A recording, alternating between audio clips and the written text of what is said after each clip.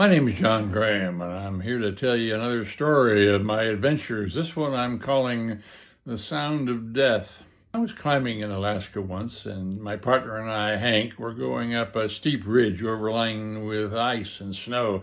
Now, that steep ridge had been in storms for the last couple of weeks, and the wind had blown the snow and ice over the top of it, forming an unsupported mass of snow and ice on the other side, unsupported by the rock underneath. And this unsupported mass is called a cornice. Extremely dangerous for climbing, because in climbing you had to try to guess where the rock ridge was and stay on top of that. Too far in one direction, you'd fall off the cliff, and too far in the other, you were in an unsupported cornice that could crack and fall away at any time.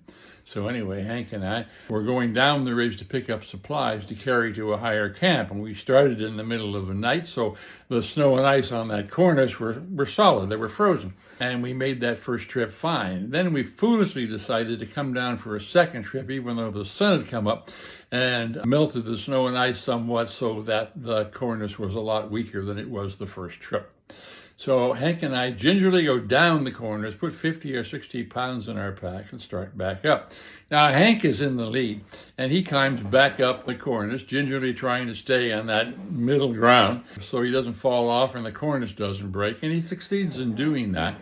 And he's up on top of the ridge, and I start up, and about halfway up, I am too far to one side by just a foot or two. And the cornice does break, and it falls away. Tons of snow and ice just fell away under my feet, so that I was left basically standing on air for a millisecond.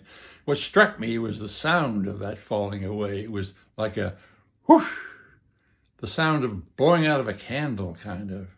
In any case, I had one split second in order to save myself, and I swung my ice axe, and luckily it bit into the solid part of the ridge on the other side, and I hung on until Hank was able to grab the belay rope and hold me tight until I climbed back up. Is there a lesson here? It's this. We never know when death is going to come, and there'll be a sound to it. If you're lucky, it may be a loved one leaning over saying, "I love you." Not likely it's going to be a collapsing cornice, but it'll be something.